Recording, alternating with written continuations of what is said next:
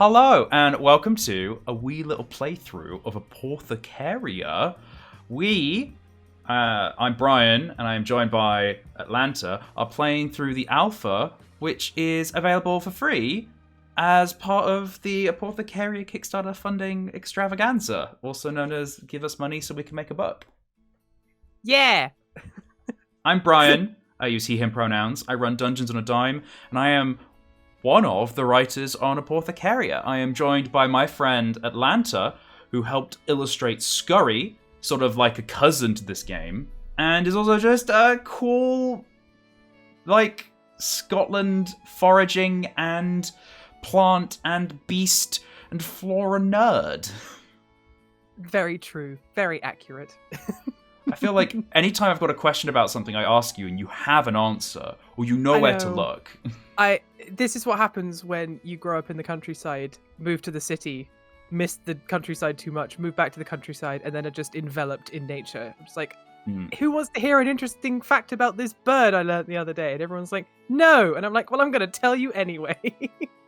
That's their problem. That's their problem. Is their If they don't want to know bird facts, they shouldn't be friends with you. They shouldn't even be anywhere near birds. Exactly. They should live underground like moles.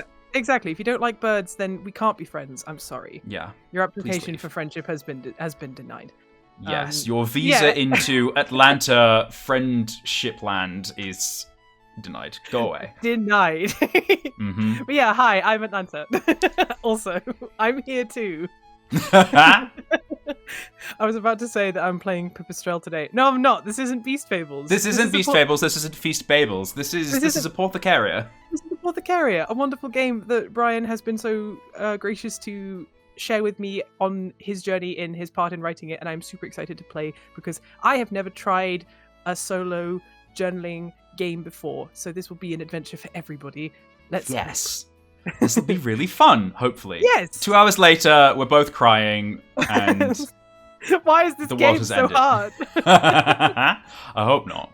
So if you go to apawthecaria.card.co, link is in the down area, in the underworld, you will find this free alpha that you can play through. On the right-hand side of the screen, we've got the almanac, which is just all of the information that y'all are going to need. It's got characters, starting journeys, all of the rules, and then a bunch of cool encounters and things for you to play through. But I feel like the best way to go through this is just to straight up start with the introduction. Welcome to Apawthecaria, a Poulticepounder Adventure. As I've said before, this is the public alpha of a journaling game set in the Bristley Woods, a wild Scottish forest from the Beast Fables setting. This game is a collaboration between Blackwell Games, run by Anna, my good friend, and Dungeons on a Dime, revising the Apawthecaria system for you to explore the massive forests of post-human Scotland as a tiny beast. So, how do you play? Journaling games are usually played on your own. You are going to need something to write with. We're using Roll20, fancy hand movements. We're also going to need a standard deck of 52 playing cards. Again, we're using Roll20. So we're going to be writing in this little journal here, and we're going to be drawing cards from the deck, and it's going to be really cute. Oh, no. Go away, you're not a token. I've deleted you. Death. So you're going to need something to write in. As we go on adventures through the Bristley Woods, we're going to be recording our characters' thoughts and escapades in the journal. Whenever we see the phrase journal about this, that's a prompt for us to write in the journal. We don't have to write in the journal if we don't want to, but it's a good opportunity to pause play and kind of write down our character's travels. The term draw from is just for us to draw a card from the deck and consult a relevant table. Italicized text will tend to be specific instructions for us to follow and mechanical things such as draw from the deck, remove 1 reputation, blah blah blah. And there are general rules that we're going to see, but if something specific comes up, then that overrules. Specific overrides general. Can I break the rules? This tends to be a common question for all solo journaling games, but yeah, whatever you want to do it. A solo journaling game is here for you to have fun, to tell stories, and to explore on your own. And usually you play them on your own. So if you want to break the rules, no one's going to be looking over your shoulder to make sure that you're following them. Anna and I have been balancing the tools, upgrades, and locations, the different journeys, so that we create a specific play experience. But if you want to cheat at any point, if you just want to skip an encounter, or you want to draw again, or do whatever, just have fun. So that's what we're going to do today. If we want to cheat, we just cheat for a better story. We've also been inspired by lots of cool things like Little Witch Academia, Stardew Valley, of course, books like Redwall and Watership Down, and lovely little graphic novels like Saga and On a Sunbeam. That's Apawthecaria. And so I think we should just dive straight in with character creation. What do you think, Atlanta? Yes, please. Let's make a beast. Bam. Let's make a beast. Creating your Poulticepounder, which I need to write this in somewhere specifically, but Poulticepounder is like a synonym, alternate term for Poulticepounder, because I feel like I didn't want to call them just pounders, because that would be a whole like bender problem in the Beast Fables universe. Falling off my chair. The full drama of it. It would be inappropriate, mayhaps, potentially. I feel like beasts would be like, oh, look, a pounder. And in the same way that in like Avatar The Last Airbender, no one would question it, but oh, of course it's a bender. Yeah. And like a foreigner in a strange land would go, a pounder. Like, excuse me? What are you talking about?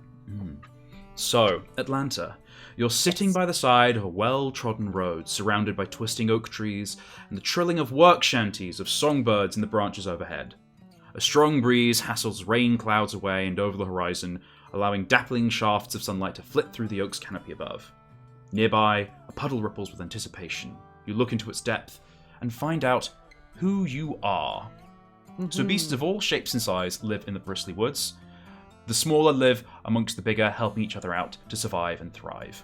We're going to draw from the deck or choose a beast to be.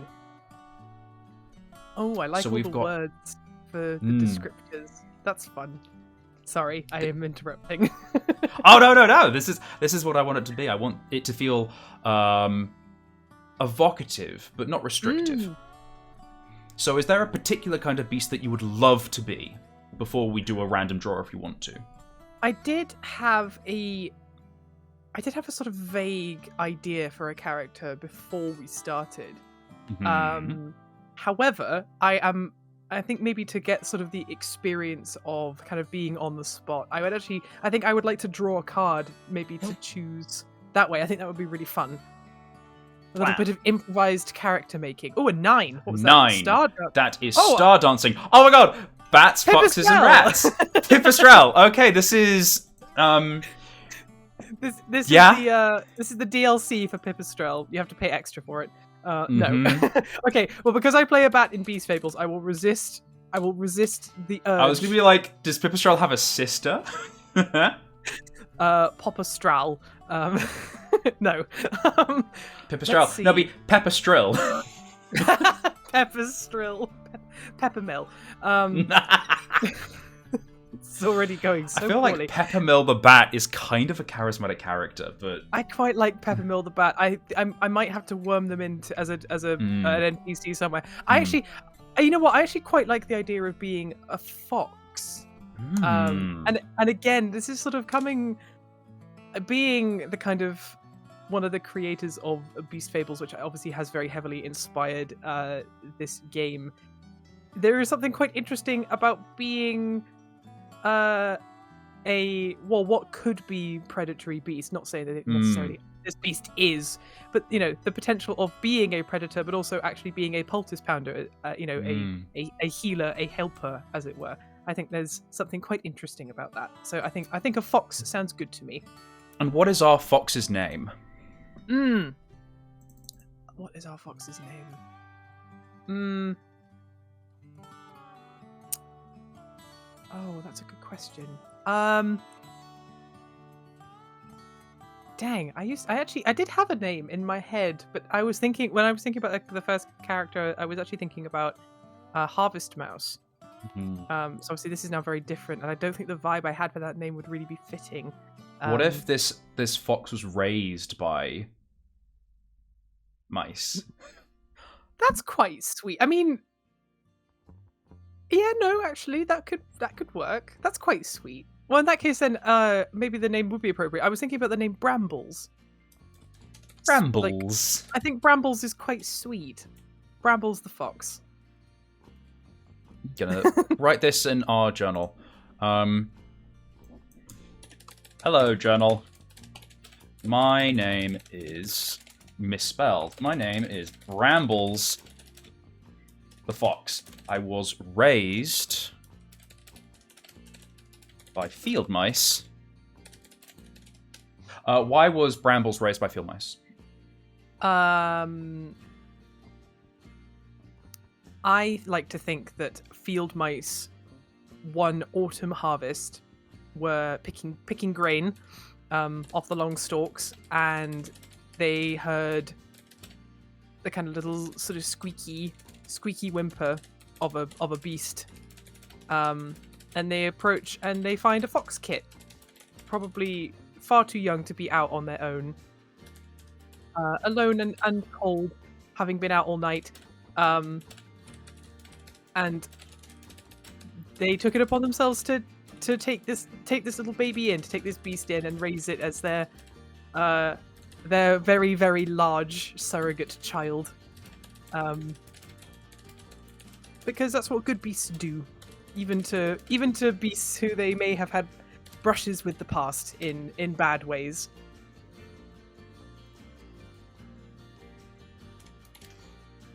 I was raised by field mice who were picking grain one autumn harvest and found me lost and afraid in the grasses. I was much bigger than all my adoptive family, but with the help of a whole village, I've been able to help out. I've grown up to be a real supporter. No. There's something in there. Grown up big and strong. I've grown. Oh, I just love. No, I like that. I love the idea that like all of these like mice and other small like field creatures are just like running around trying to feed this fox, and the fox is then like helping out, like keeping them safe, and yeah, an interesting relationship, and that's already just from a beast and a name. Okay. So the next important thing: there are many important qualities a beast can have. In Apawthecaria, the two most relevant characteristics of your beast are speed and carry. Carry determines how many tools and spare reagents you can take with you, while speed affects how far and how fast you can travel around the Bristley Woods. So we can draw from the deck to find out, or we can choose a travel style. We have slow and steady, rambling and ready, and fast and heady. That's so fun. Ooh, okay. I feel like in terms of character, for a fox raised by field mice, I feel like slow and steady actually, while maybe not necessarily characteristic of a fox, might be very characteristic of this fox in particular, if that makes sense. Yeah. You know, because they, as a, because in sort of the Beast Fables universe, like, a fox like that will travel on all fours, but will work kind of upright. And I like to think that when they're walking, they have to walk incredibly slow because all their mice friends and family are very small and can't nearly keep up with a fox's gait, as it were. I describe myself as slow and steady. I'm used to giving all my family a lift around the meadow. Oh, that's so sweet. As I move much faster than they do. However, I can't move too fast or they'll fall off. That's adorable. Oh, I love that. Are you writing all this down in the journal? Yeah. There we go. I see it now. It is there forever. Something you can go. This is the fun thing about journaling games is you can come back to these things and like reread the journal, and you have a whole story that you can share with other people. People who write these sorts of stories share them with other people in like communities. Like there's a whole Discord of people who play Apawthecaria that Anna runs, and they all just share their stories of their apothecary in their little villages, and it's always really fun. Oh, that's such a lovely kind of community building aspect of this. I kind of never really thought about with these solo journaling games, even that is a kind of, there's a sort of socialness to it with sharing your experience with your game that you have just been playing. I like that. That's really fun. Aww. We stand. So, how did Brambles start out? Beasts such as us are practically minded. Our origins aren't often with idle dreams, but with actions. Who or what first helped you onto your path as a Poulticepounder? So we draw from the deck, and then we get a prompt. So I'm going to remove that card. I'm going to draw. We have a club, because this is sometimes the tables are by suit, and sometimes they're by number, or like the value of the card. So we've got a club. So club, in need of treatment after a run-in with a bloodthirsty beast. Ooh, okay. So what do you think happened to Brambles? They had a run-in with a bloodthirsty beast. Does it have to happen specifically to Brambles, or does it have to happen in like Brambles, vicinity, as it were? I feel like either or, whatever you want. Because I feel like if Brambles, Brambles has been raised by field mice, and what if one of their family was attacked by like an owl or something one night, bringing grain back to be stored. They what their one of their adopted parents or a sibling maybe was spotted by an owl, and the owl had a go, but Brambles kind of chased them off, but their relative was hurt. Owls are scary and they have big talons.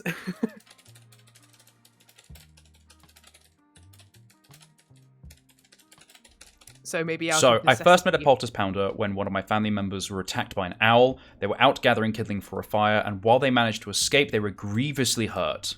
Ooh, yeah, that's good. I had to rush them to the nearest village for immediate help. This is where we met Poulticepounder. Mm-hmm. The first time. How did they help?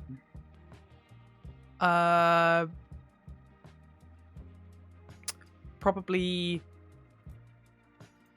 lots. Well, I imagine that there would have been they had to be stitched up again and bandaged, and sort of honey salves and things like that to help with healing, either like a puncture wound or scratches or whatever the poor little mouse had to deal with an owl attack. Many nasty things, I'm sure.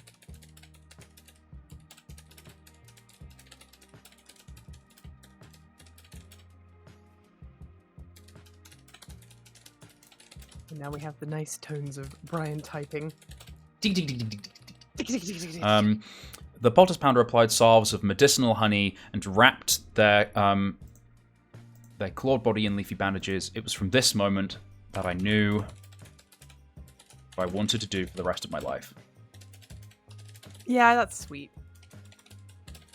I feel like Brambles is a gentle soul at heart. I think being raised kind of in a small mouse settlement where everyone is kind of like either a harvester or like a farmer, has made them very gentle. And I think seeing someone they care about hurt probably inspired I would like to go and help more people and do good, I guess.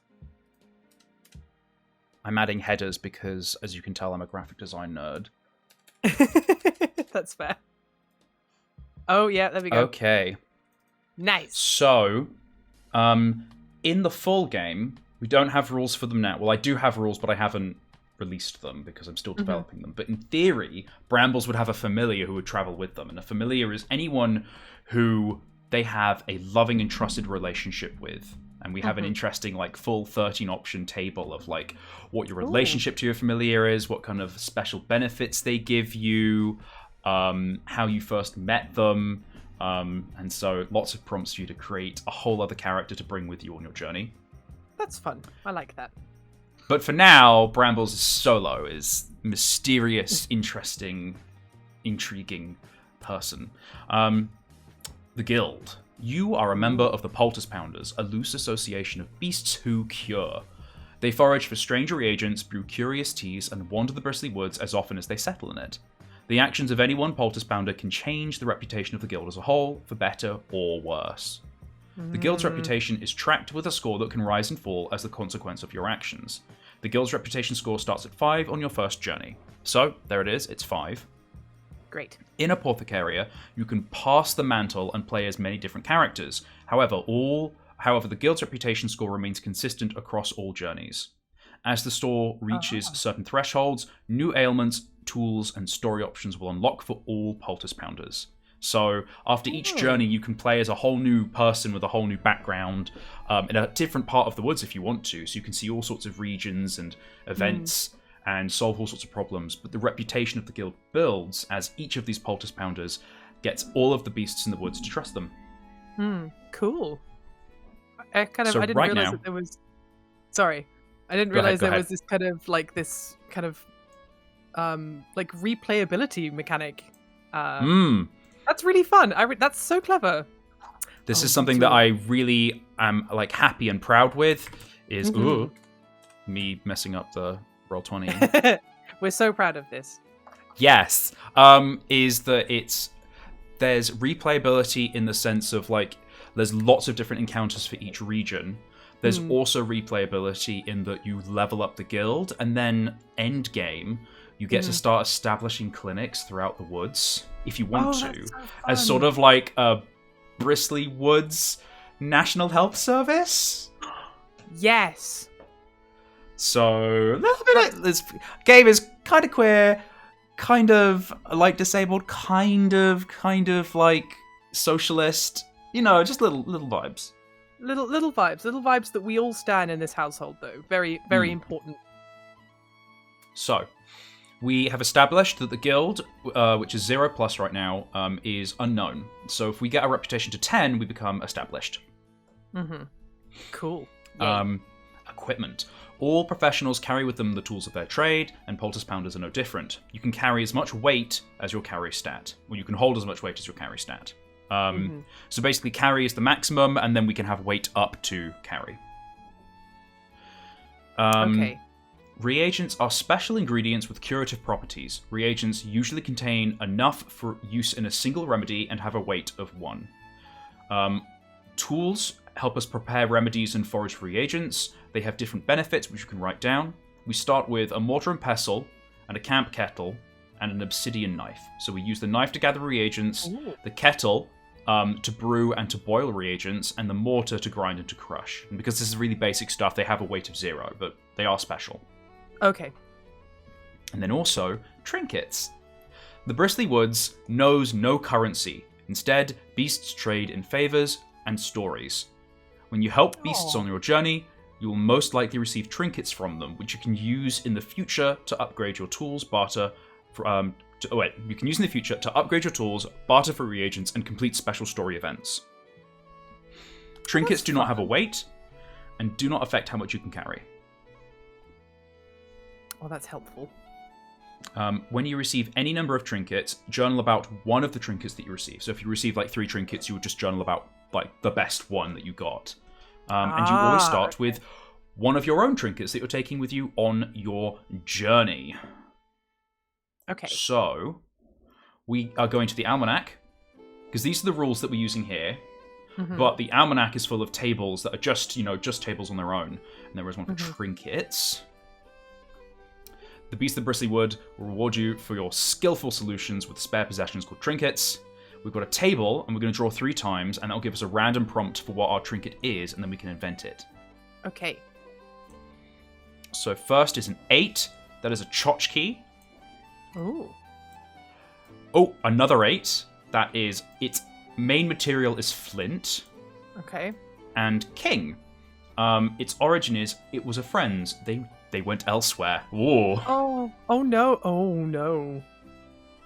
That's a bit grim. So, what small thing made of flint, because a tchotchke is just little things you have around your house, you have on mantelpieces and stuff like that. So what little thing made of flint reminds us of a friend who is now elsewhere? Ooh. Does it have to be something helpful, or is it just It can be A anything. trinket. So trinkets aren't like tools. They aren't beneficial. They're kind of like a currency, but they're also quite sentimental. So it can be literally anything. It could be like a little bird carved out of flint. I was actually thinking, if maybe instead of it being like a little carving of something, maybe it was something taken from Bramble's family home. It's like a little painted piece of flint, like a little tiny family portrait that Flint could hold in one paw, but obviously to a mouse would be like this big like mantelpiece thing, if that makes sense. You know, something sentimental that they were given by their family when they decided, yeah, I'm going to be a Poulticepounder and I'm going to travel the Bristley Woods and help people. And something to remind Brambles of their home and their family, I think. So, a family portrait on a piece of flint given from grandparents. Oh, that's sweet. Yeah, I like that. And the grandparents have moved on. Yeah. They've gone elsewhere, which is a beastly metaphor for death. They aren't here anymore, but they are somewhere else. And you have this lovely portrait to remember them with. Yeah, I like that. I think that's really sweet. Beautiful. So we've created our character. Next, we have to start a journey. So, embarking on seasonal journeys. Poulticepounders are rarely stationary. The requirements of their profession pull them into dew-laden fields, through dark forests and atop wind-swept peaks. Their patients are equally as far-flung, living in isolated communities, in treetop towns and route-bound villages. Therefore, it makes the most sense for Poulticepounders to undertake a grand journey every season that brings them on a full tour of the Bristley Woods. Journeys are broken down into the following pieces of information. You have your origin, which is where you started. You have your season, which is the time of year you're traveling in. In the Alpha, we'll only be traveling in spring, but there will be different encounters for each of the seasons, and all sorts of cool journeys to go on for each of the seasons as well. You've got the reason, so why are you going on this long journey? The goal, which is sort of like an optional task to accomplish that is related to the reason, and the urgency, how quickly you need to complete the journey for the reason. We have a journey timer as well, which is determined by the urgency. So each journey comes with a set journey timer. It will decrease as you move around the Bristley Woods, and certain events can cause it to fall further. If this timer reaches 0, your journey isn't over. Continue moving forward towards your final destination, but bear in mind that the conclusion of your story might have an unexpected or negative outcome. Ooh. So we have 3 journeys for the Alpha that are sort of like predetermined, but in theory they will all be randomly generated, so that you'll have like lots of goals to choose from, lots of like destinations to go to, and different urgencies you can choose. We've got 3 like example ones that we can choose from. So we've got setting. Oh, and this is a good opportunity to reveal the map. So this is the Alpha map that we can play in. Each journey starts at, I can draw, Odoak. Yay! Which I think is really funny, specifically for our stream, because after a year and a half, we have finally made it to Odoak, only to leave it immediately.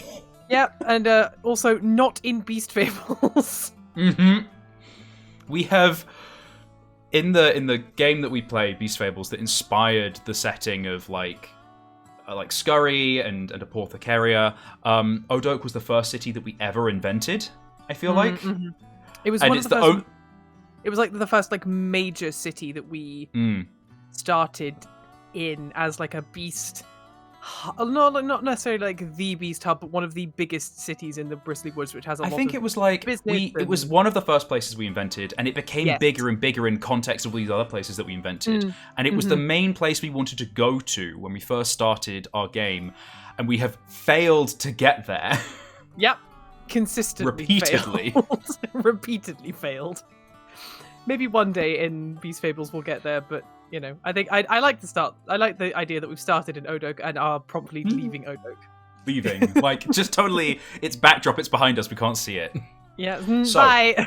the three journeys we can go on. We have setting routes.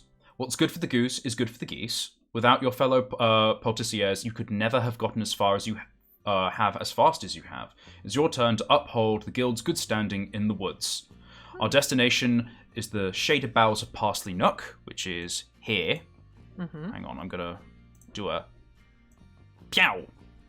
The reason is responsibility. It is your duty as a Poulticepounder to grow trust in the guild. Our goal is to end the journey with 5 more reputation than when we started, so a reputation of 10. And the urgency is relaxed. We've got 12 turns to complete it in. Perfect. The next journey is a collaborative effort. A curious stitcher has asked that you sketch the ailments of your patients while on your regular tour of the Bristley Woods, so that they can better understand the diverse anatomy of the woods beasts. Our destination are the meadows of Willowmoot, so not that far from Parsley Nook. Our reason is knowledge. By sharing the folk remedies of the Poulticiers with the other guilds, the beasts of the Bristley Woods can flourish, and our goal is to resolve at least 2 ailments that require the tags scale, feather, or fur, which we will explain later. And again, it's relaxed. Our journey timer is 12. And then third, we have wounds across the water. Something severe has happened, and a beast is in dire need. However you make it to your journey's end, you need to find something that will guide this patient from the roads elsewhere, or otherwise ease their passage. So we're moving to the secluded glade of Pinesworth, which is over here, across rivers and lochs. The reason is injury.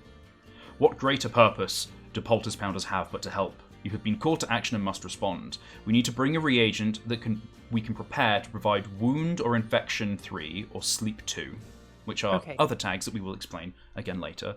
And this is important, so the journey timer is 9 as opposed to 12. Ah, okay. Exciting. So which journey do you think is the most exciting? And why does it appeal to Brambles? I have to admit, I'm quite taken with the idea of the first one, of setting roots. And I think something about responsibility as a word and as a reason, I feel like it would be quite pertinent to a fox who is also a Poulticepounder. Because Poulticepounders, as kind of healers, it might be a little bit intimidating if you are, say, like a river vole, or a rabbit, and you're approached by a fox with some needles. I feel like the fox is like holding them, like eat, and the needle is the right size, but like the fox is huge, and the mouse is like exactly. It's like, do you know what you're doing? And Brambles is like, yes, I know exactly what I'm doing. I've practiced on many things. I've practiced on all of my brothers. They're so dumb. It's like, don't worry, I have brothers who are mice. It's fine. Oh dear. I think there's something quite sweet about that. I think this little small town, well, so not small town, but like this sort of small horizon fox kind of wanting to, explore and help people, and also, be a nice person, or be a nice beast, help other beasts, not scare them, not eat them.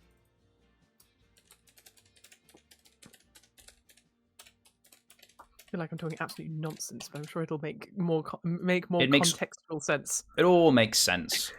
Hooray. Roll20 is not happy that I am writing in it. Oh no. There we go. Everything's fine. It's because I'm zoomed out so that it fits on my screen. That's fair. So, we want to improve our reputation from 5 to 10. We are going to Parsley Nook, and our goal is responsibility. After starting our journey, we're going to do a quick understanding of our role, our responsibility as a Poulticepounder. So as a Poulticepounder, you know the different signs and symptoms of ailments that afflict the beasts in your community. Ailments are recorded in the almanac, and each entry contains information that we'll use at different steps of play. I'm going to move this down, and I'll highlight each thing as we get to it. So each ailment has a name, such as paw rot. It has a severity, so minor. Severity is organized into 4 levels, and those levels will unlock as the guild's reputation increases. And they have tags. Each ailment comes with a short scenario description and a set of tags that sum up the problem. So tags might be, say, infection or poor, and the scenario might be, after walking 1 too many days on sodden soil, the webbing in between this beast's paws is itchy and swollen. Something applied regularly every day for a few weeks should clear it up.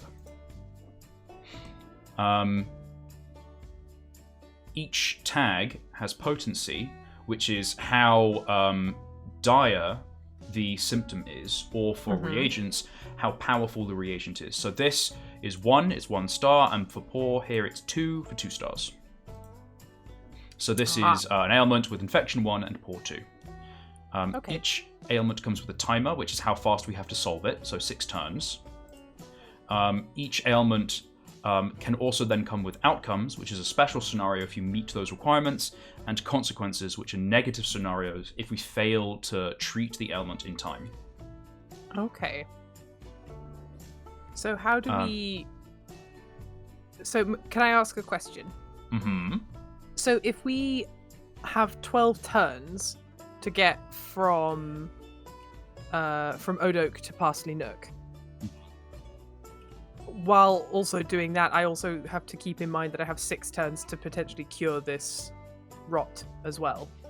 No, so it's kind of, you'll understand when we go through all of the rules. So I see. That's how ailments work. So you have a journey timer and you have an ailment timer. So reagents are very similar to ailments. Mm-hmm. They have a name, they have a rarity, which is how hard they are to find. They have a type, which is just a distinguishing factor if they come from plants, if they come from beasts, insects, they're natural occurrences in the earth, such as like clay, or if they are from titans. They have regions where they can be found. They have seasons that they flourish in.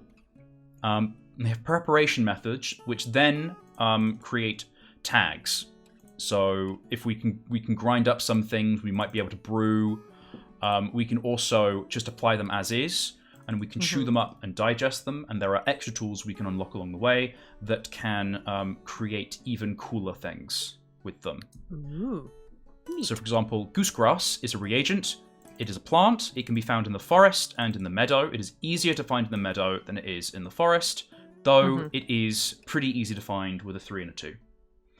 Cool. Its season is spring, so it is easier to find in the spring and harder to find in the other seasons. Goosegrass is an interminable nuisance for furry beasts. The difficulty isn't in finding this reagent, but in removing it from whatever it is stuck to.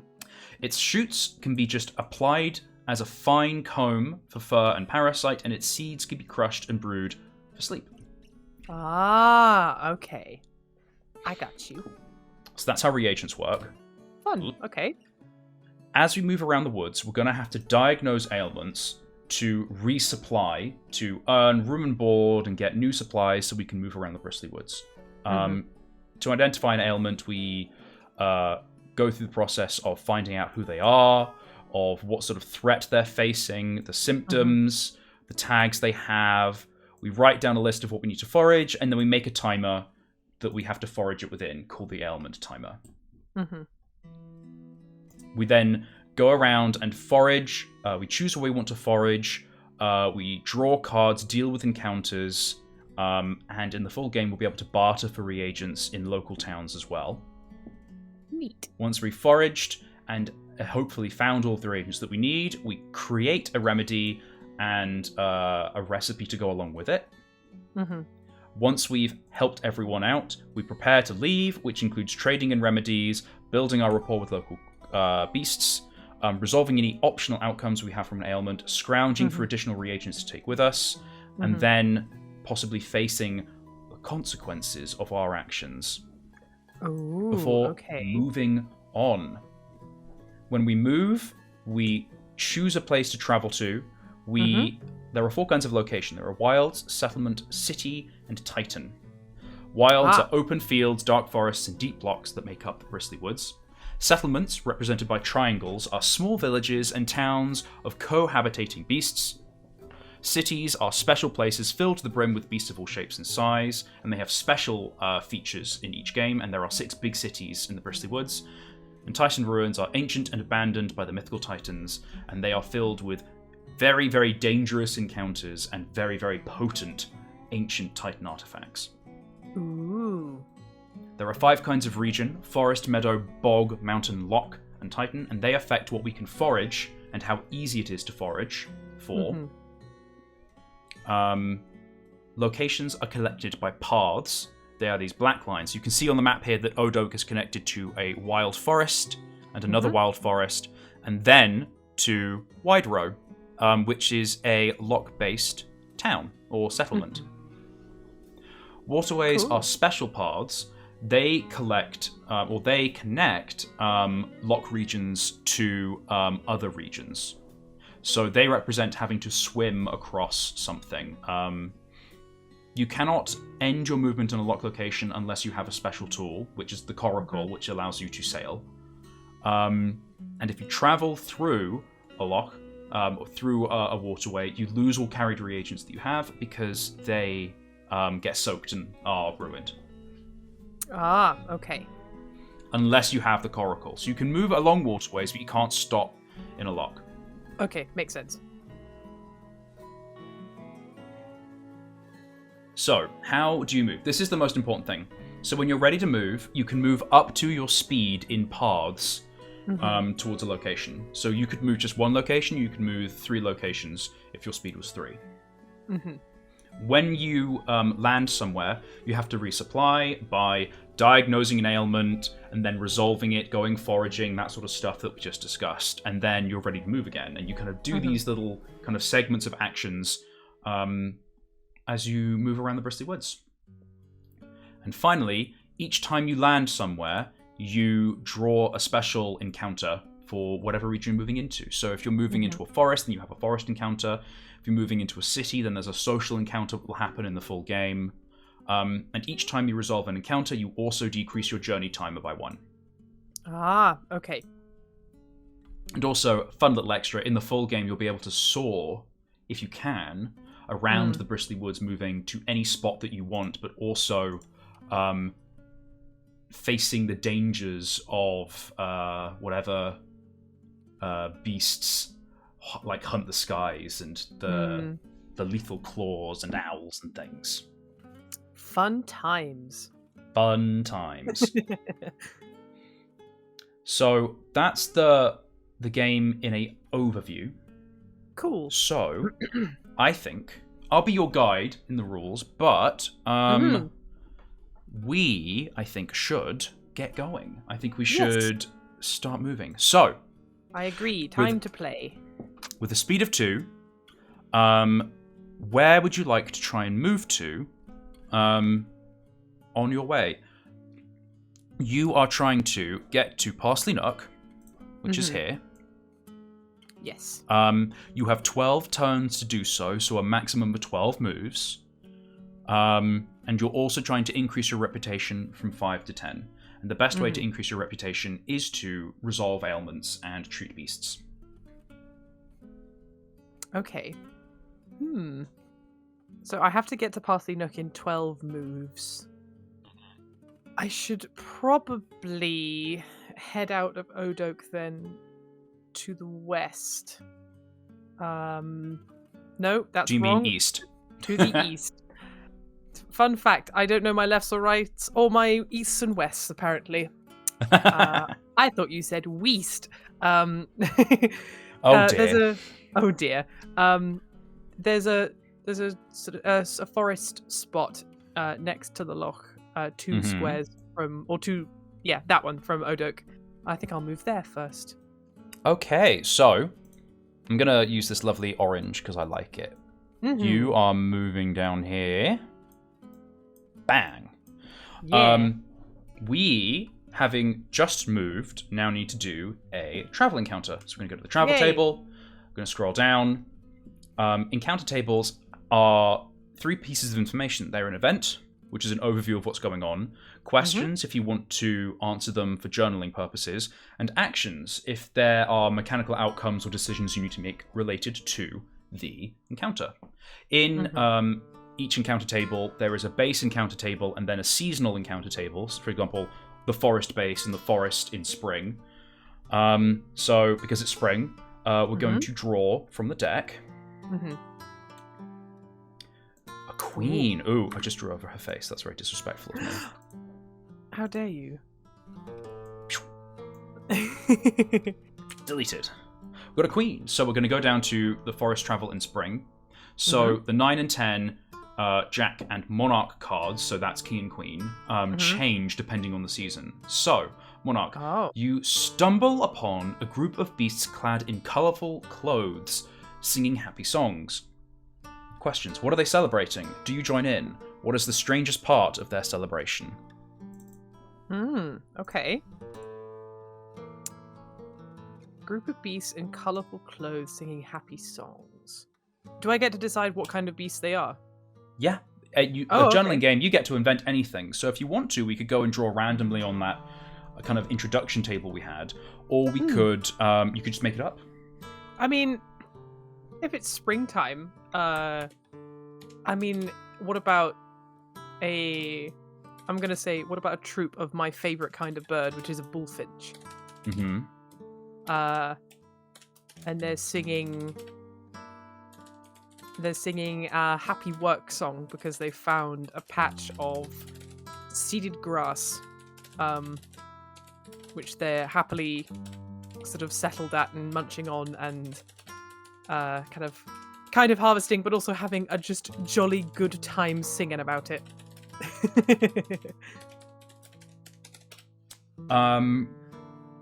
So that's why they're celebrating. Do you join in? You're kind of trotting along and you see this lovely bush full of bullfinches singing and dancing near the edge of Lockhard in the forest. Do you join in? I think no. I think Brambles would probably I think they would probably ask why why they were celebrating, but I think would probably be happier watching actually and sort of listening to their happy song and their sort of little sort of hopping dances, I guess, because they're birds.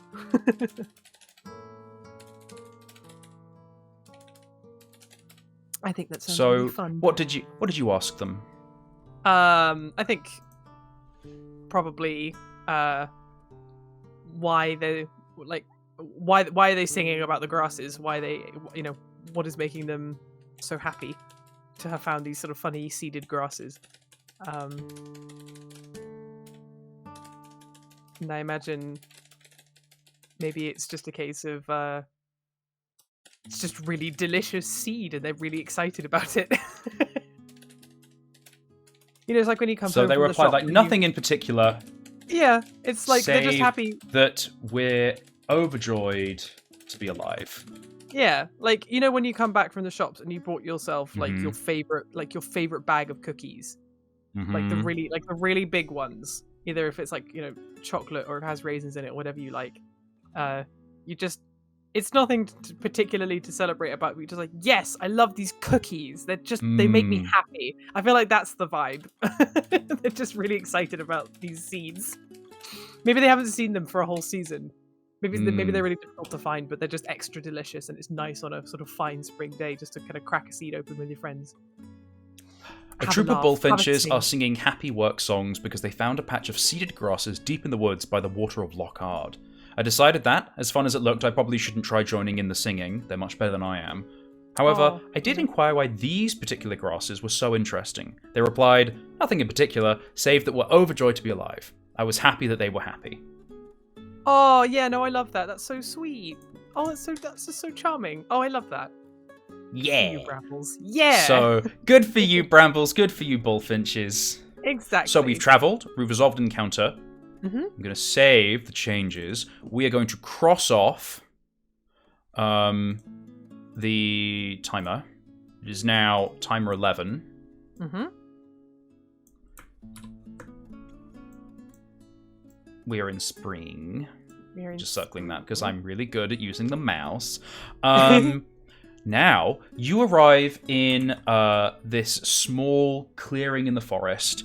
It has been maybe a couple days on the road, and you've run out of like dried fish and the things that foxes like to eat. So you need to look around to see if there are any beasts you can trade your services as a Poulticepounder to resupply, maybe have us somewhere nice to sleep for the night, and so you can continue your journey. Okay. So to do that, you need to diagnose an ailment.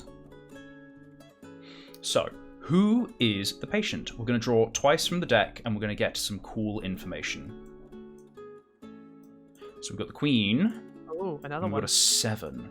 So a monarch they are a majestic creature, and their personality is a 7.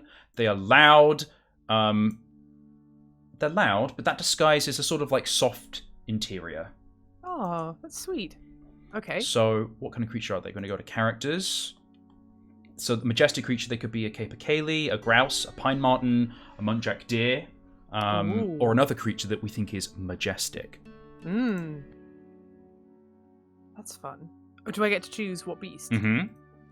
Quite taken with the idea of a capercaillie. Mostly just because I think they're really. I think they're really neat.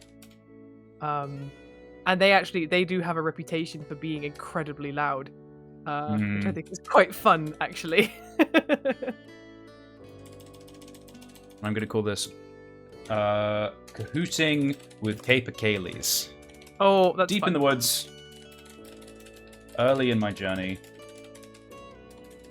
I met a capercaillie willing to trade seeded breads and dried fish in exchange for resolving a small ailment.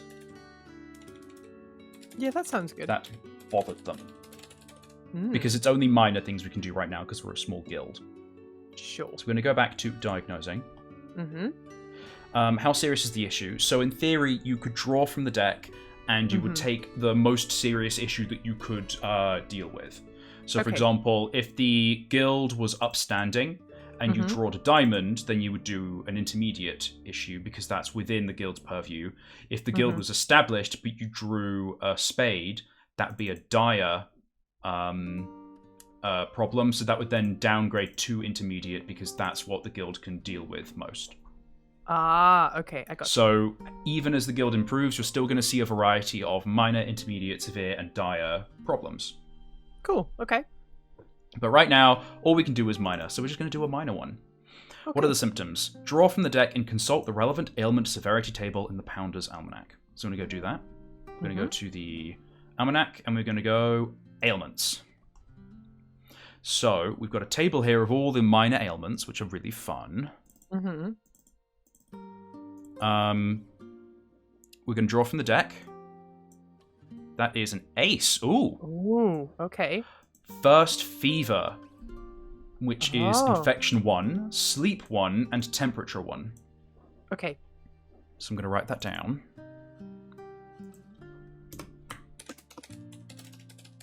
I'm going to go read the description for it.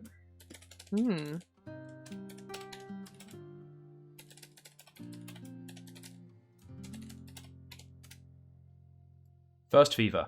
A mild enough disease that many cubs and kits catch. Having fought it off, they gain immunity to many more dangerous fevers that they could contract later in life.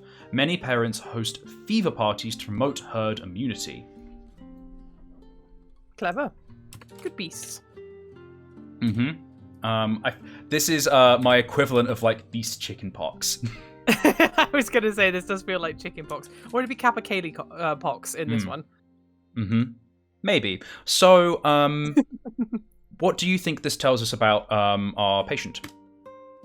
Well, if it's a capercaillie and they have a first fever, maybe they're quite young. Which also kind of leads on to the question of what a young capercaillie, a beast that's young enough to experience a first fever. Like, where are your parents? So maybe our patient is the kid, but like the parents are here and they just live on their own in the forest, but it's their kid who has first fever. Okay, yeah, that makes sense. Oops, I just drew on the card. Get rid of that. We love drawing on cards. Let's get rid of that. Actually, I also realized I didn't realize I could also move cards. Oh, that's fun. What is the what's the name for like a baby capercaillie or a baby bird? Well, baby bird probably will be a chick, I suppose. Mm. So, yeah, so cubs, kits, and chicks. I keep forgetting that chick is like the generic term. Yeah, I keep being like squab, but that's all squib, so that's a pigeon baby. I don't know if capercaillies have a specific term for their babies, or actually if they have a specific a kappa baby. Kappa baby. Oh no, that's okay. if it's not kappa baby, it should be. Yeah. Okay. So I'll just out in the woods then. You know, Brambles has come across a young. I like to imagine that Brambles has come across this young capercaillie, just like sitting like underneath a tree, and like, you know, they would look over and see, oh, there is a house over there, so obviously this child is not or this, you know, this chick is not alone, but like they're probably, you know, looking quite unwell and maybe coughing a little bit. I guess, yeah, maybe Brambles would go and like knock on the door. Go and knock on like on the house door first and say, and probably ask them, you know, if you have anything to trade. I noticed that your chick is not looking so well, and I have, you know, I am a Poulticepounder. I might be able to help with a first fever. You know, maybe like it's not like you just leered in the window and like, your baby's sick. You'd be like, oh, hello, I'm a Poulticepounder. Is there anything I might be able to help with? And they were like, oh, our baby's got first fever. Like, please come in and give him a once over. I think that sounds good to me. Help the baby capercaillie. I wonder what just like a side thing. I wonder what a capercaillie house would look like. I imagine it would probably have to be. I imagine it would be. They would be very large but very flat. So, like, because capercaillies they're really big. They're really big birds, and obviously they have those magnificent tail feathers.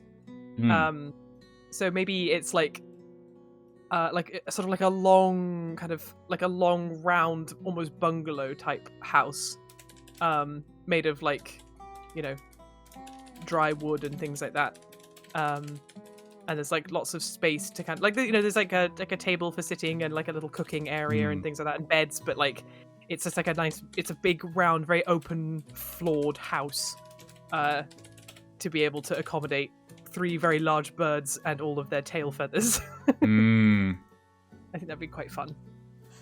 Deep in the woods, early in my journey, I met a capercaillie willing to trade seeded pieces of bread and dried fish in exchange for resolving a small ailment that bothered them. I saw their home from the edge of the road and politely knocked on the door. Their house is long and round, made of wood and thatch built around a lovely old tree. My patient is a capercaillie chick. It caught its first fever, which will protect it from more dangerous diseases when it grows older. The chick's parents want me to soothe their temperature and help them sleep. To do this, I will need to look for... So now we're going to go to the reagents part of the almanac and look at what we can forage for. You can normally forage in either your current location, which is a forest, or adjacent locations, any location connected by a path or waterway. So we can forage in lock locations and forest locations, which is important because we can see here that in our table we have information for locks and we have information for forests. Cool. So nice. We're looking for, and this is the best thing about digital tables, is that we can just literally hit Control F and search.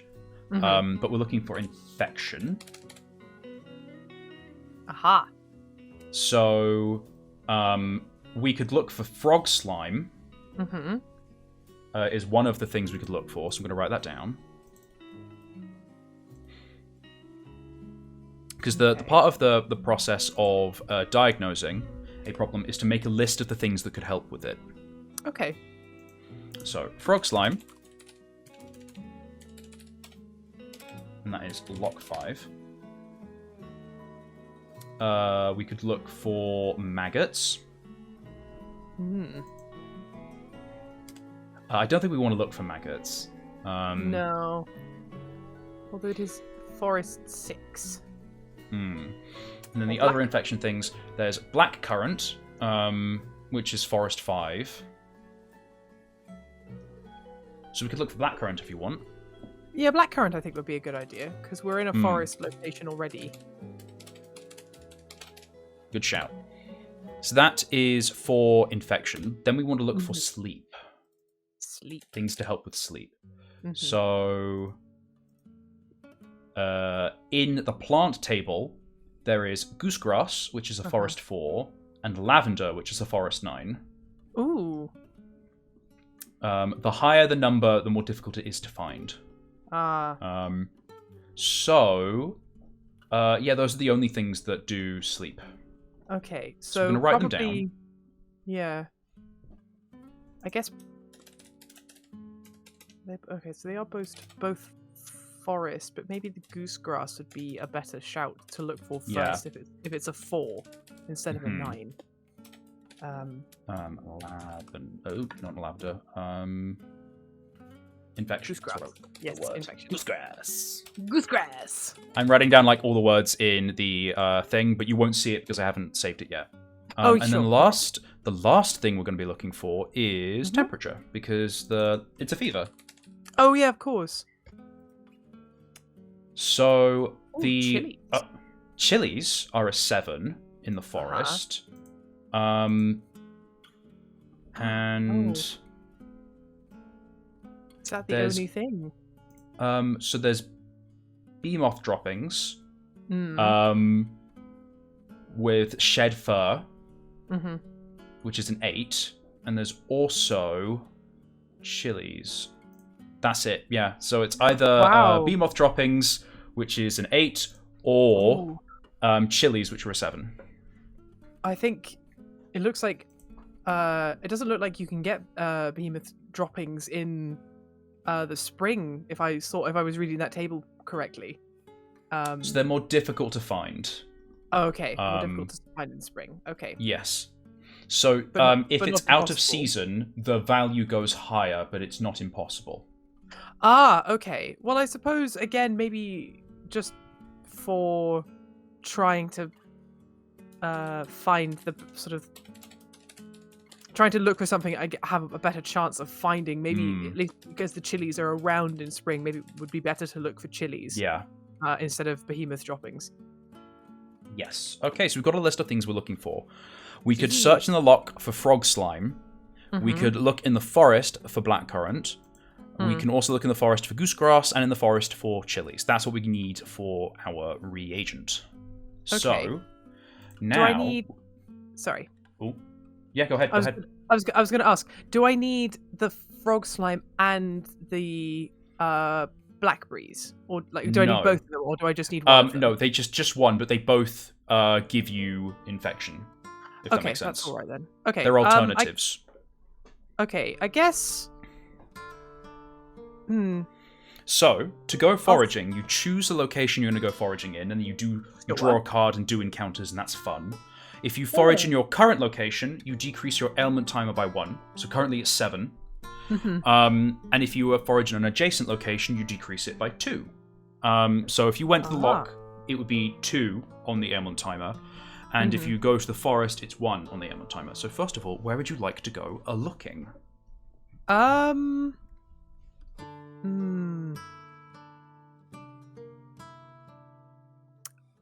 I stay in my current location? Because I'm in a forest location. Yes. And I have a good chance of maybe finding, if not one, potentially all of the ingredients that I need. Potentially yes. found in the forest. Yes. So we're going to start. We're going to go to. We're going to go look at foraging to remind ourselves of how it works. So you choose a location to forage in. So you'll always start in the forest, but you can choose to go to the lock temporarily, like 1 to go search there, which is why it's 2. You don't move on the map. That's just for traveling. But foraging in the lock is open to you and it costs 2, or foraging in the forest is local and that costs 1. Okay. So you choose a location, which is either current or adjacent. You draw from the deck. You keep that card to the side. If it is equal or greater value than the reagent you're looking for, you gather it. Okay. If it's too low, then you gain 1 foraging point. and if you have a number of foraging points equal to or greater than the rarity of the thing you're looking for, you automatically get it. You don't spend foraging points, but they do accrue over the course of an ailment. Gotcha. After foraging, compare the same card to an encounter for the correct region. And then, after completing the encounter, you check your bags. If you have everything you need, then you can go straight to making the remedy. And if you don't, then you decrease your timer by 1 for a current or by 2 for an adjacent. And if it reaches 0, you just immediately go into preparing to leave because you have overstayed your welcome. Oh dear.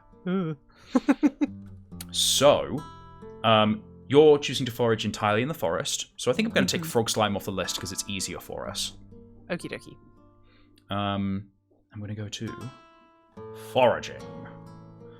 So you can draw cards. So do you want to draw the card for us this time? Because that's fun and exciting. Where can I draw the cards from?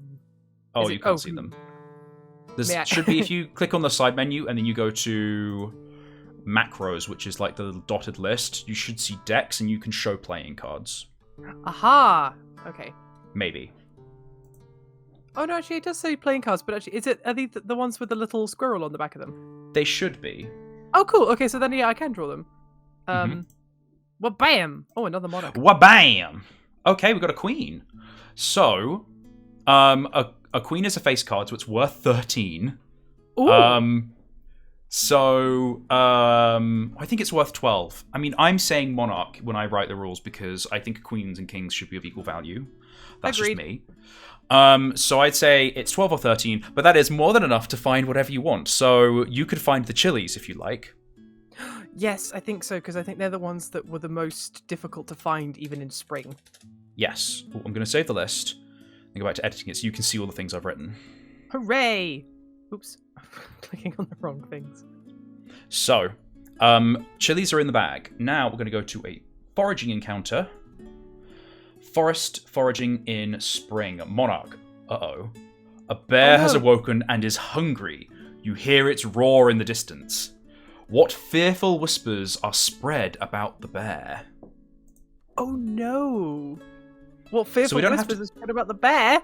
We don't have to journal about every encounter that we do when we're foraging, but if there's something we think is evocative, then we can journal about it if we want to. Oh, I don't know. God, I feel like... I feel like this is just a case of Brambles was probably walking outside a bear cave and like picking at things and heard like a snuffling grunting of a bear waking up and then just was like, oh no, and ran away. So there a fox encountering a bear. There is only one winner in this encounter. I'm going to go down here and I'm going to do quote style because I know what I'm doing. Ooh. Ooh. Mark this location with bear.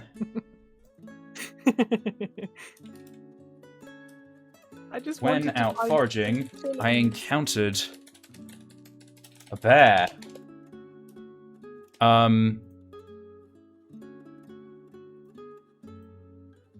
What terrible whispers are said about bears? Well, I mean, I guess maybe it varies from sort of each part of the wood to each part of the wood, but I think in the general consensus is that, you know, bears in the autumn are okay because they're just they are at rivers and lochs and just feasting on fish, so they're not really a danger to anybody. But you know, in the spring and the summer, there are, you know, they might have cubs. You probably have walked into their home and woken them up, and they're big and territorial and not wholly without thought or feeling. They like to be left alone by other beasts. So, you know, and they are not known for being particularly, happy-go-lucky. It's like, I'll just share my food and fish and territory with you. So, we have marked... I'm going to mark it on the map. I'm going to do a little... I'm going to draw a in bear. red. Bear! B for bear. B for bear. Mark this location with bear. Until winter, whenever you forage in this or an adjacent location, all monarch draws become scurry. Scurry, the bear has picked up your scent. Flee before it finds you. Decrease ailment timer by 2 and lose your reagent. No, my chilies. So, I feel like you sniff the bear and run away with your chilies this time, but if you draw monarch again here or in adjacent locations, then the bear picks up your scent and chases after you. Oh gosh, I'm hoping that because the bear is sleepy, it hasn't quite gotten its nose on yet. So because it's we're gonna say because it's sleepy, it hasn't caught you this time, but it will in the future. It will in the future. Oh no! You have got your reagent, you check your bags, you don't have enough to make a remedy, so you decrease timer by 1. No. And draw again. Ah. And speaking of drawing, again, I was going to get rid of that card, but I drew on it because I'm dumb. Draw again. Well, bam! Oops, a 2. I drew on it. A 2! Which I've drawn on. Let me just get rid of that. Beautiful. So a 2. That is not enough to get a reagent. Ah, dang it. So instead, foraging point 1. Not 12. 1. I'm just thinking, did I leave somewhere on the... No, I did not. I thought I wrote somewhere on the character sheet to put foraging points, but I decided not to because they change with every encounter. So, yes. Oh, fair. So you get 1 foraging point. Don't find anything. And we are going to look for a foraging encounter in the forest. 2. Okay. A rude bird lands on a branch above you and makes fun of you for some reason. What do they say and how do you react? I think I have something perfect for this. I like to imagine that it's a robin. Because robins are known for being a little bit foolhardy. This is actually true. They tend not to be as scared of things as other birds are, which is why they're more likely to get eaten and attacked and things. And I like that this robin is probably sitting up at a tree and, sort of telling the poor brambles, oh, your orange coat's never going to be as good as my orange feathers, and aren't you a bit big to be a Poulticepounder? Look at all those teeth. You could probably make puncture wounds with those instead of needles. And I like the idea that Brambles just turns around and it does something out of character, which is to sort of make a little fox kind of bark at the robin to scare it away. so they can keep looking for for their what was I looking for? Blackberries. Was it blackberries? Yeah. Blackberries or goosegrass, whatever is suitable. So if you drew a 4, you'd get your goosegrass. If you drew a 5, you'd get your blackcurrant if you wanted to. Yeah. Or blackcurrants, sorry. Yeah, so I'm still looking for those and obviously not doing very well. And having had a brush with a bear is a little bit on edge, per se. So foraging 2. A rude robin landed on a branch near me and started spitting insults. It boasted that my orange fur would never be as nice as its feathers, so I barked at it. The little pest flew away. Yeah, I like that. That's fun. Also, I like the there's different formatting features in Roll20, and in the journal you can put code, and it just makes a non-wrapping single little box. And I think that's great for these foraging encounters. You can write a lot and then be able to quickly scroll through them, but they're not taking up a lot of vertical space. It's all horizontal space. Yeah, that's actually. I was just having a look at that. I like that. That's really cool. So, foraging 3. Oh, and we decreased the timer by 1 because it is now 5 because you've gone foraging. So I want you to draw again for me. Well, bam. Ooh. 10. Yes. So, what would you like to find? I would like to find... Oh, gosh, I've been watching too much TikTok. I was about to say I would like to see the baby. No. I would like to find the black currants, I think. Because I think they were slightly more difficult to find than the goosegrass. So, we're going to go to the reagents, because I don't know quite which part of it does the thing. So, we're going to go... Oh, yeah, which bit does So, it? blackcurrant. In the height of summer, yeah. this shrub produces dark berries with distinctly earthy flavors. Young cubs crave their sweetness, but poulticepounders value the whole bush. The berries can be cooked for fare 2, and the leaves can be brewed for infection 1. Ooh, okay. So I'm after the leaves then. Mm-hmm. So there are 2 keywords alongside tags. So tags help solve ailments, but fair and foul make the remedy that you make, however you make it, more palatable or less palatable. For every 2 points of fair, you get an additional trinket for trading in a remedy, and for every 2 points of foul, you lose a trinket. You can never have enough foul that like that you give trinkets to get someone to take it. So you never have like negative trinkets, but it can like make it 0 entirely. Okay. Gotcha. Okay. So you have found blackberry leaves or blackcurrant leaves. Blackcurrant leaves. And then we're going to go with the 10 to the encounter table.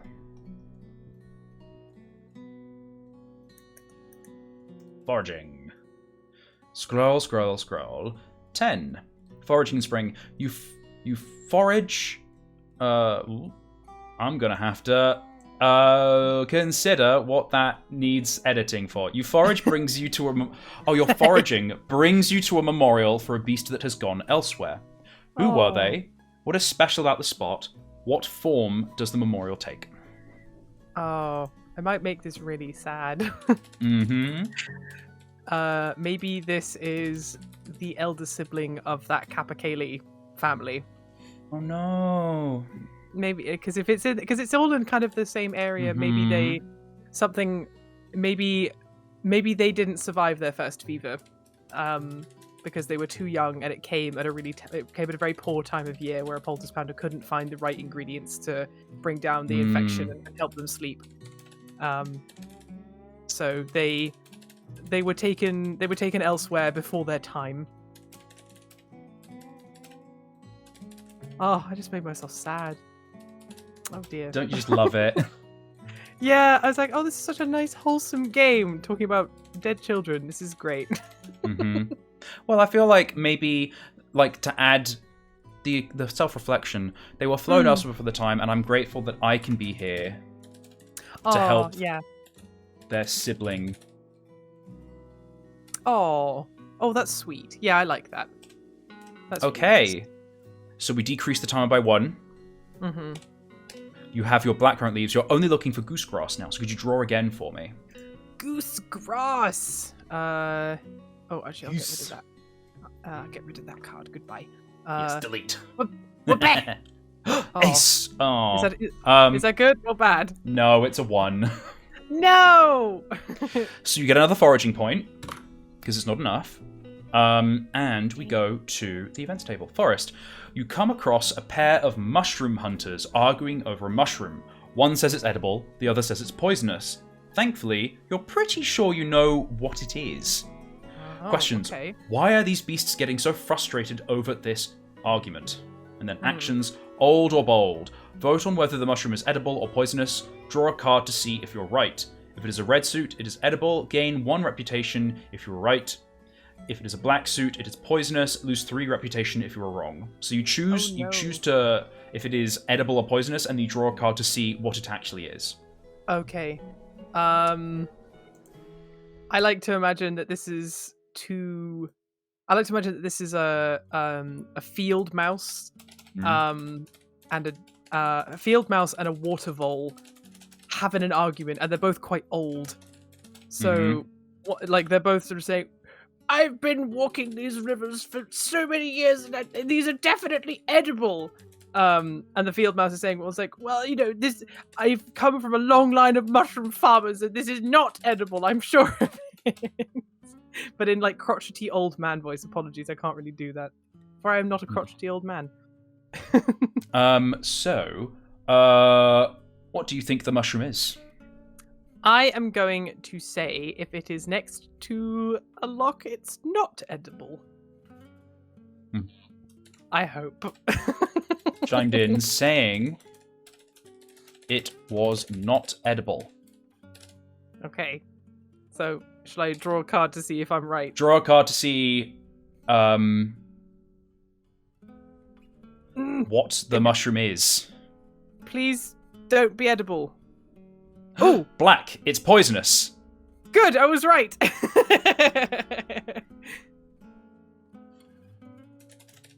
Thank goodness. That was lucky. You gain After 1 my bear reputation. encounter. Yay!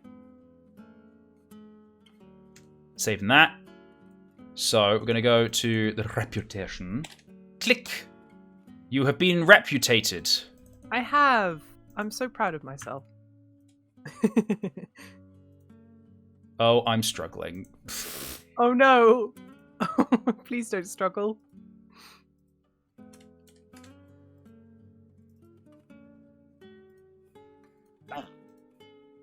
Then, please, good sir, good roll 20. Okay, the 6 is tiny now. That's just where we're at. It's a tiny 6, but it is still a 6. Yes, and tick. We have gained 1 improvement of stick it in the goal tracker. Hooray! And Oh, exciting. okay, so you need to go foraging again. Okay. One more time then, please, please, please, please be good. Oh, okay. A 5. You get it. Yay! Oh, I do. That's the goosegrass. That's the goosegrass. So foraging 5. Okay, I found goosegrass. I'm gonna go to the reagents table. I'm gonna go find goose grass. Shoots can be used raw as a fine comb for fur and parasite. Seeds can be crushed and brewed for sleep. So fun fact, goose grass burrs can be crushed up and have a similar taste and effect to coffee. I think I have also heard that. I believe you sent me something about that. Yes, I probably sent you a TikTok, which is probably where this whole entry came from. Probably. Coffee. But yes, you have found the goosegrass. I did it. Which I just also realized, I mean, this is all made by one person. Like, I just put all of this in myself into the thing. Anna and I wrote it, but I made the card. I just realized I've left a typo in where it says it's a 4, but actually it's a 3. But oh well. Oh well. Oh well. Still. You found it. Now we have to see if you can keep it. We're going to go see if there's an encounter that takes it away from you. No, it is my goosegrass. So, foraging. You got a 5. I did. A passing stag knocks over a rotting log, revealing a treasure trove of bugs. Oh. And then you eat bugs. Draw 2 cards and gain an insect reagent with forest rarity equal to or lower than your highest card's value. Ooh, that's exciting. So I just have to draw a card. Or draw 2 cards, sorry. Draw 2 cards and take the better. Okay, so wabeh and wabeh. Ooh. A jack. Oh, a jack. That's a 11. So I'm going to write down the. I was gathering the burrs to brew into tea when I saw a stag in the distance, scrounging the ferns. It knocked over a damp log. After it left, went over, found a ... We're going to go to the insects reagent. We're going to go reagents. We go to insects.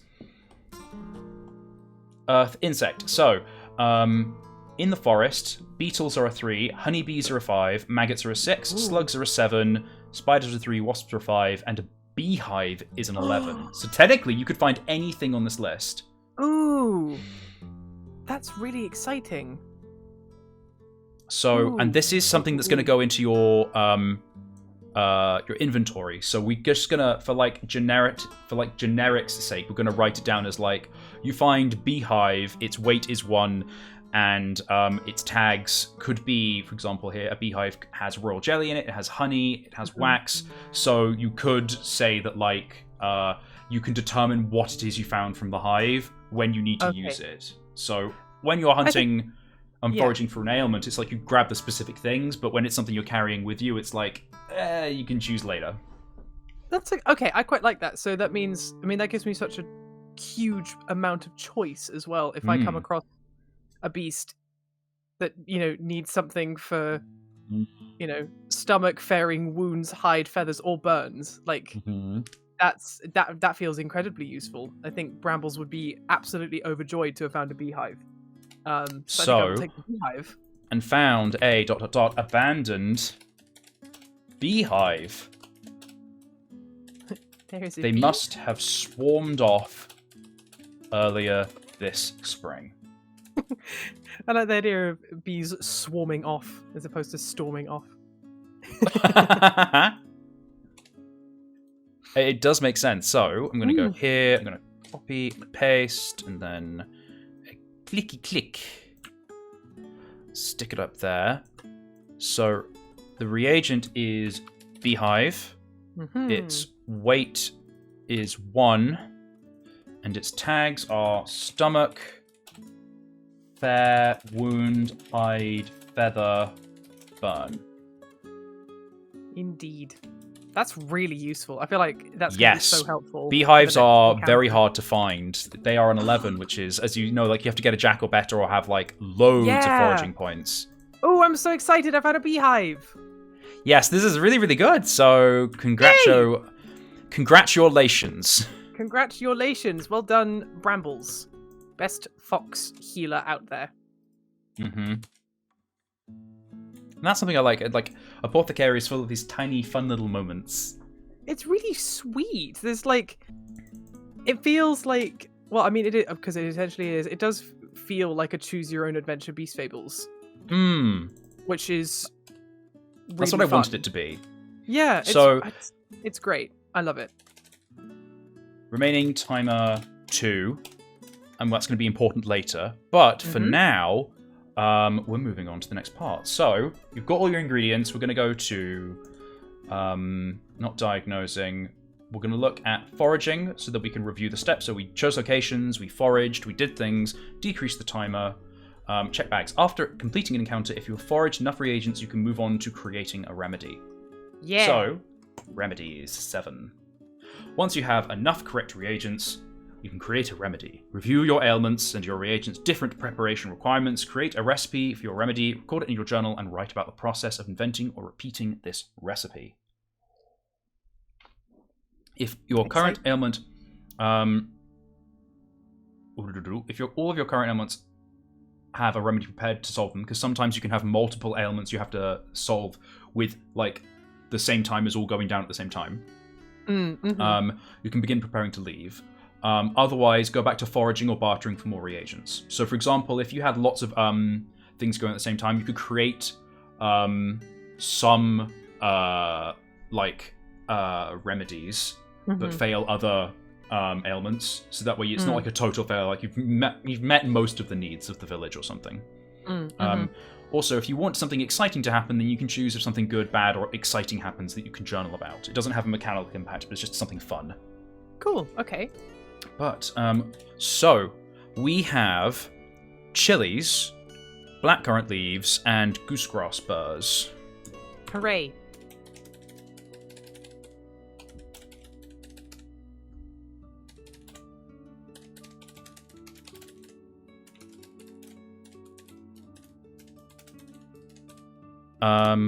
Their preparation methods, if I'm not mistaken... So for chilies, to get temperature, the seeds need to be crushed. So I'm going to say chili seeds. Blackcurrant leaves are here. And they are brewed. And goosegrass burrs are also brewed. If I'm not mistaken. Okay. Are crushed and brewed. Ah, got you. So, now we need to make a recipe that involve these processes. So, invent away, my friend.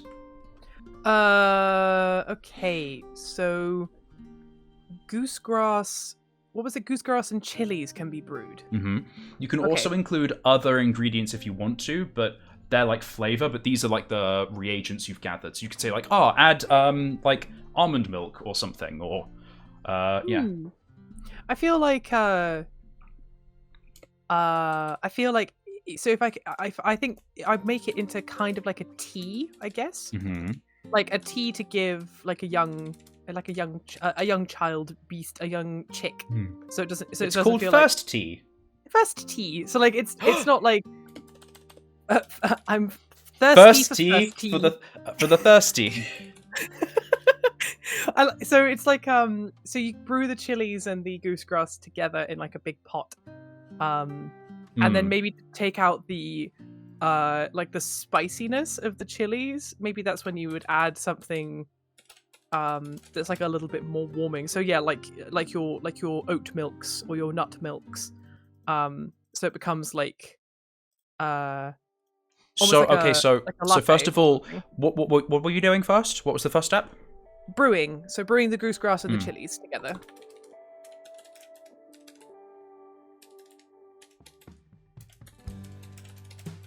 And chili is chili with an IE? Yeah, chili I think seeds together. Yeah. So like it's kind of they've all been ground up and sort of brewed into like a tea, and then what did it have to do for the black currants again? Well, the blackcurrant leaves need to be brewed, the chili seeds need to be crushed, and the goosegrass burrs need to be crushed and brewed. So I think I'm going to add a step before. Yeah, sorry, apologies. So I think I got this the wrong way around. The chili seeds. Yes. And goosegrass burrs together in your mortar and pestle into a fine powder. Yes. Brew all ingredients into a spicy tea. Is there like a third step? I think just to make it a little bit palatable, adding some like oat or nut milk to make it kind of like almost like a latte. Or like, you know, just a really nice cup of milky tea. And then like maybe straining it through a like a cheesecloth or a muslin to get rid of all the like the grit and stuff from the crushed up seeds of the goosegrass and chili. So you have like this nice sort of warming, slightly spiced, you know, like tea concoction that can be drunk before bed.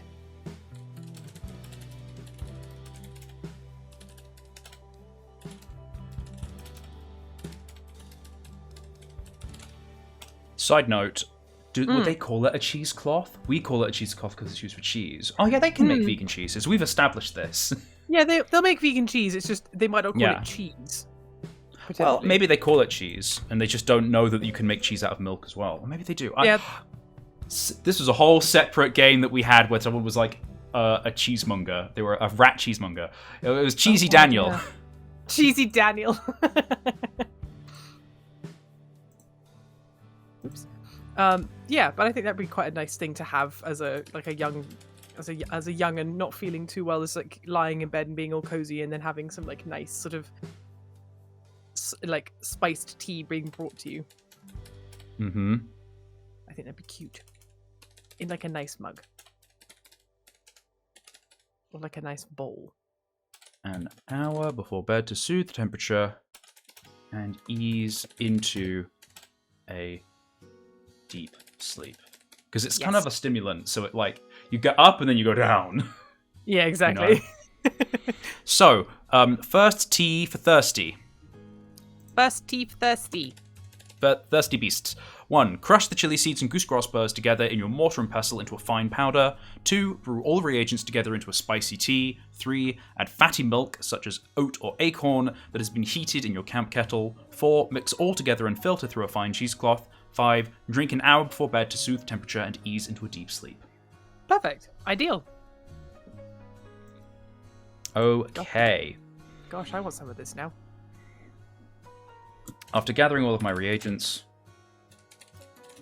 all of the needed reagents from the awakening springtime forests, I brewed a lovely cup of first tea for the chick and left the parents with plenty of dried reagents dried powder to make more with until the chick was healthy. Recipe below. I think that sounds really cute. I like adding I like the kind of extra steps of because I obviously I kind of completely didn't realize that would obviously be something that you would do in this game, was actually go through your process of how you made the cure, whatever it is. Yeah, no, I like that. That's nice. I feel like because we're kind of foraging for real ingredients. Now, not all of the ingredients that you can forage for are edible, so don't always do this, but it could be cute if you found some nice ingredients like rose and lavender and oat milk and you're trying something out. But don't, eat poisonous berries, please. Yeah, please don't. Disclaimer. Disclaimer. Disclaimer. Okay, so now we move on to preparing to leave. I'm scrolling to the Rages page. So, preparing to leave. If you have successfully created a remedy for your patient's ailment, they will reward your hard work with trinkets from their own collection. Trading. When trading a remedy, you receive 1 trinket per difficulty level of the ailment. This was a novice ailment, so you receive 1 trinket. Hooray! Foul and fair, you receive 1 additional trinket for every 2 points of fair, or lose 1 for every 2 points of foul, and they cancel out. And gifting. Okay. You can choose to receive no payment for a remedy and instead increase the guild's reputation by 2. Ooh, interesting. Okay. So would you like to gather a trinket, or would you like to give this to them from the kindness of your foxy heart? I feel like because it's my first patient, as it were, I think I might go for gifting instead, because I think having found the grave of their first child, is a stark reminder of the hardships and the harshness of being a beast in these woods sometimes. That, not even, the illness is also another way that beasts can go elsewhere, and not just being, attacked or set upon. I think Brambles would be quite touched by just seeing this sweet Apawthecaria family in their lovely home and want to help them, because Brambles is a good fox.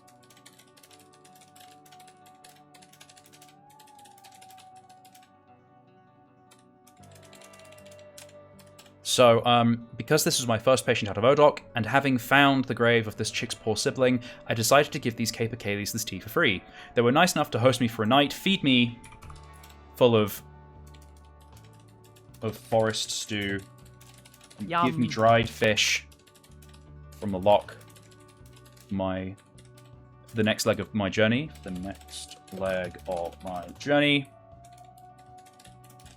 They were rather bashful. Thankful that I had been there to help. Oh, that's sweet.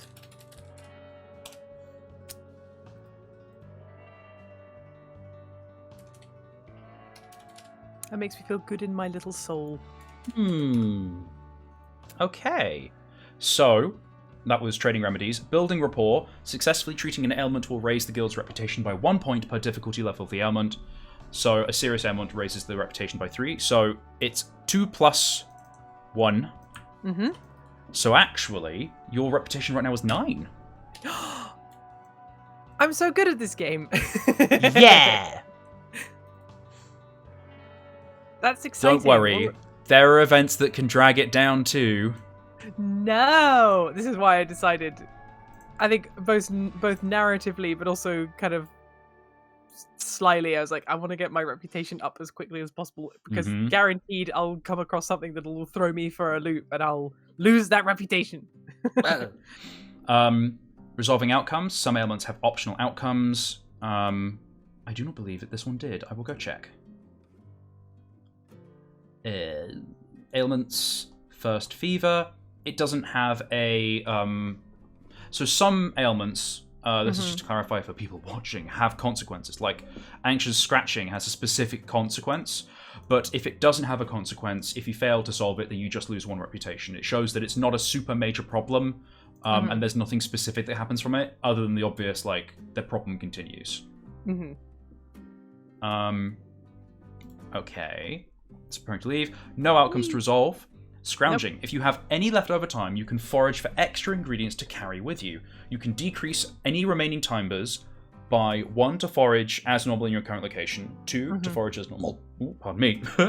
Forage as normal in an adjacent location.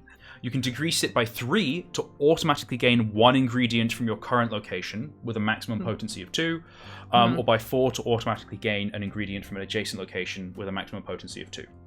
Okay. So because your timer is 2, you can choose to scrounge twice in the forest or once in the loch.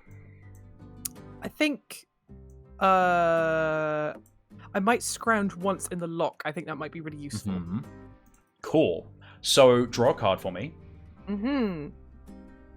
Good vibes. Good vibes. Ooh. Another yes. monarch. Monarch. Oh no. Oh no, is it bad? No. It's the bear. Oh god, it's the bear. I forgot about the bear. I even drew the bear and I forgot. No! It's perfect for this stream. So basically, you would have gotten anything you wanted from the loch. If we went to reagents, we can look at what's in the like. There's tons of stuff in the loch, but like you could have got frog slime. You could have got clay or fine sand. You could have got like toad venom, a big fish. Oh, for heaven's sake. This bear is really cramping my style. I feel like you managed to catch yourself a big fish full of like lovely, healthy omega-3 oils and fine bones you could turn into needles. And you turn around and this bear is just there. Yeah, the bear is like, is that a fish? And you go, like, yes, it's for you. And you just put it down and run away. Yeah, no, that was 100% like, I'm like, Brabbles pretends like, oh, this is an apology for waking you up. And the bear is like, this is a fair trade. This is a fish. This is a fish. Fish. Damn you, bear. So you scamper away. And I think the music ended so perfectly there. That was so funny. So, you have scrounged. If you have gathered any reagents with multiple uses, you can choose to carry the leftovers with you. So you haven't. There are some rare reagents, like Titan stuff, that has like multiple uses. There are no consequences to face. And in theory, if you had stopped in a settlement or a city in the full game, you could trade any remaining trinkets that you have for upgrades, new tools. You could commission a wagon if you're in a city. Buy special services like storing goods or like hitching a ride somewhere. But unfortunately, first of all, you're in the wilds, and second of all, it's not in the alpha. And then finally, it's time to move on. Now, I think this stream has been a wonderful demonstration of everything that happens in Apawthecaria, so this is a good time to stop. But in theory, now you would start the whole process again. You would choose somewhere to move. So, for example, you could go the other side of Ridgerow. You could go into Ridgerow itself. You could have a shorter journey, but stop in a settlement. You could cross over the loch, but you would lose your beehive, and you would land in Fort Ard. And in the full game, there is like over 200 places, like dots on the map, and 50 settlements and 6 big cities to explore. So there's tons of places to go to. But for now, yeah. What a fun little romp. Being it's not exactly like it's been going on forever, but being a sort of Beast Fables veteran. And kind of, being part of the creation of the game and the world and the characters, etc. This is such an incredibly charming and like casual way to enjoy this sort of universe that we kind of, as a little crew, we kind of made together, and sort of how it works and stuff. This is also just thinking of actually the time of year. What a wonderful time of year to play this, because I'm currently sitting in my office space and looking outside, and it's been raining and it's windy outside, and what a great game to curl up with on like an iPad or with the physical book or whatever, and just like having a cup of tea and a biscuit and just sort of quietly having a little adventure to yourself. This is you both have done a fantastic job with this game, and I can't wait to play the full version when it's out. This was so fun. This is such a fun game. Let's have a read through of the journal that you've kind of written for this little session, because we played for like maybe an hour and a half. And we've come up with like a full cute little story. Yeah. So, hello, journal. My name is Brambles the Fox. I was raised by field mice who were picking grain one autumn harvest and found me lost and afraid in the grasses. I was much bigger than all of my adopted family, but with the help of a whole village, I've grown up big and strong. I describe myself as slow and steady. I'm used to giving all my family a lift around the meadow, as I move faster than they do. However, I can't move too fast or they'll fall off. I first met a Poulticepounder when one of my family members were attacked by an owl. They were out gathering kindling for a fire, and while they managed to escape, they were grievously hurt. I had to rush them to the nearest village for immediate help. This is where I met a Poulticepounder for the first time. They applied salves of medicinal honey and wrapped my family member's clawed body in leafy bandages. It was from this moment that I knew what I wanted to do for the rest of my life. And then this is an excerpt from your journal on the road. This spring, I am going out to help my fellow guildmates. I want to help set the roots of our reputation as a force for good. So, the first movement, J1, Celebrating Beasts. A troop of bullfinches are singing happy work songs because they found a patch of cedar grasses deep in the woods, by the water of Lockhard. I decided that, as fun as it looked, I probably shouldn't try joining in the singing. They're much better than I am. However, I did inquire why these particular grasses were so interesting. They replied, well, nothing really, save that we were overjoyed to be alive. I was happy that they were happy. Aww. The first ailment you solved was cahooting with capercaillies. Deep in the woods early in my journey, I met a capercaillie willing to trade seeded pieces of bread and dried fish in exchange for resolving a small ailment that bothered them. I saw their home from the edge of the wood and politely knocked on the door. The house is long and round, made of wood and thatch, built around a lovely old tree. My patient is a capercaillie chick. It's caught its first fever, which will protect it from the more dangerous diseases when it grows up. The chick's parents want me to soothe their temperature and help them sleep. To do this, I will need to look for blackcurrant leaves, goosegrass, burrs, and chili seeds. So, I found chilies. When out foraging, I encountered a bear. The rumors change with the seasons. In the autumn, they're friendly enough, but in the spring and summer, they're vicious and defensive of their cubs.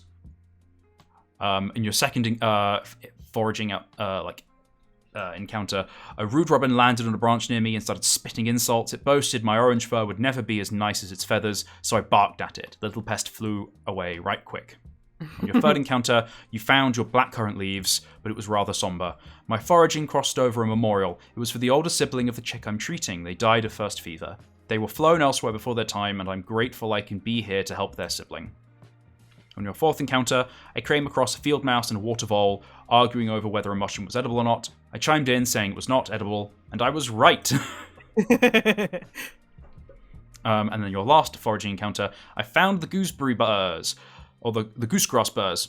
I was gathering the burrs to brew into a tea, and I saw a stag in the distance scrounging for ferns. It knocked over a damp log, and after it left, I went over and found an abandoned beehive. They must have swarmed off earlier this spring. After gathering all of the needed reagents from the awakening springtime forests, I brewed a lovely cup of first tea for the chick and left the parents with plenty of dried powder to make more with until their chick was healthy. The recipe is below. First tea for thirsty beasts. Crush the chili seeds and goosegrass burrs together in your mortar and pestle into a fine powder. Brew all reagents into a spicy tea. Add fatty milk, such as oat or acorn, that has been heated in your camp kettle. Mix all together and filter through a fine cheesecloth. Drink an hour before bed to soothe temperature and ease into a deep sleep. Because this was my first patient out of Odoak, and having found the grave of the chick's poor sibling, I decided to give these capercaillies this tea for free. They were nice enough to host me for a night, fed me full of forest stew, and gave me a dried fish from the loch for my next journey, or for the next leg of my journey. They were rather bashful and thankful that I'd been there to help. Aww. What a fun little adventure for Brambles the Fox. That was so sweet. That was so nice. That was so charming. Everything about this is so charming. This is so relaxing. I'm glad. It's a nice happy space game for me, and I'm really happy with all of the little encounters and stories that come out of it. And there's like hundreds of more encounters to come. My God, this is a veritable feast for any like like any journaling game fan or tabletop player in general, this is such a wonderful kind of self-storytelling adventure. I mean, this is already inspiring so many different thoughts and ideas I have just for Beast Fables, as a podcast, and this is just not even a full game. This is just one ailment on what would have been a very long journey. Like. Well, I don't know. Maybe it could have been I think with how good you were at like solving ailments and like the rapport you were building, like I think you could have like done this in a couple moves and just been finished with it. But you could also really stretch it out and do a lot of good work in the spring. Definitely. But this was great. I'm so happy that I got a chance to try out Apawthecaria before the game comes out. It's good. And round of applause to Brian. And I'm Thank so you. sorry, I've forgotten the name of your friend who is also helping you with this. Anna's great. Sorry, apologies. Thank you. Well done also to Anna. If you are listening or watching to this or whatever, well done. This is great. And you should be very proud of both of yourselves. You're very talented people. Thank you. This is a game that is on Kickstarter. And you just go look at it. It's the time we're recording this, it's not actually launched, but it'll probably release on like the 8th. It's currently the 1st today because we're advanced. We know what we're doing. But you can go to the Kickstarter page and you can see all the cool information that'll be on it, and there'll be videos, and there'll be images and graphics and all the rewards you can get. You can get books. We're going to have pins and sticker sheets and all sorts of fun stuff. Oh, there's some beautiful designs coming through for those, and it's just going to be really exciting. So thank you for joining us, and thank you, Atlanta, for playing. And it's been Apawthecaria.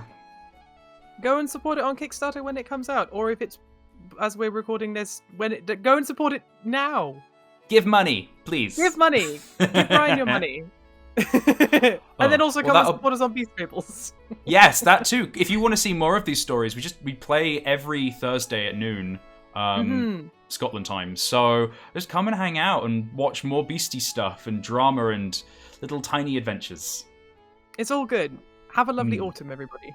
Enjoy the spooky season. For now, goodbye. Goodbye.